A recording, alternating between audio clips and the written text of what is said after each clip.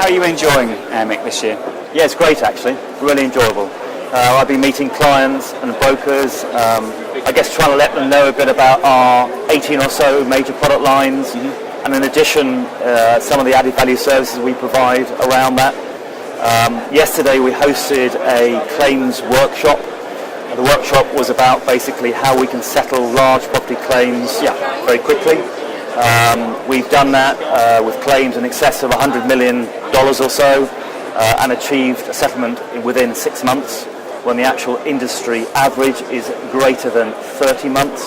So that was really good, and what was actually really exciting was a number of clients came up afterwards, thought the whole piece was very exciting, and effectively said they wanted to work with Excel in the future. So that was really very, very pleasing. And what's driving that? What's bringing you that additional efficiency within that claims process? And why have Excel got an advantage in that respect? I don't think it's efficiency. I think it's actually accountability. I think it's having people within Excel who are empowered to settle claims quickly, to make sure that the loss adjusters don't drive the process. It's Excel driving the process. We clearly use loss adjusters. We work with the brokers. We have direct contact with clients, and essentially we get to the real decision makers within the brokers and the clients, and are empowered to make the decisions. And it's been very successful so far. What are the key messages you're getting back from the risk managers and the people you're speaking to? What are their main concerns at the moment? Well, I mean, I think in a way it's same old insurance in a way, because the concerns are, I think, often quite similar.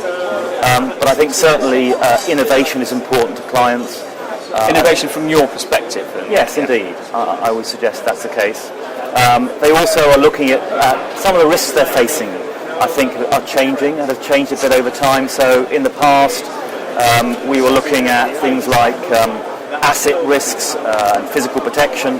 Now it's perhaps some of the harder to insure risks, like brand, reputation, that sort of thing. I think cyber is an interesting one actually, because cyber for me is an area where there's a huge amount of interest. I think that generally buyers are not buying the product as yet. It's if I go back to what environmental was like 15 years ago, then I think it's similar to that probably, and I believe that in sort of 15 years' time, cyber will be a major product that's bought by many of our larger companies, because they I think will have developed a product that is right for them, and they will have been able to encapsulate the value internally to allow them to make the purchase. I think it's having an understanding, isn't it, of the potential level of loss on both sides that will be the key to a successful cyber policy, because I guess the insurers see it from one perspective, but the business sees it from clearly another one. It's just trying to find a sort of a common ground in the middle, isn't it, where a policy can be effective for both parties.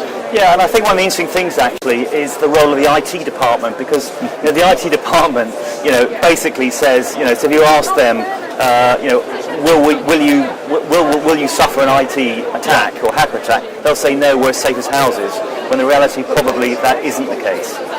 And I think risk managers have to understand the risks to their business, and they probably themselves are struggling a bit with what the risk is. So I think it will develop over time actually.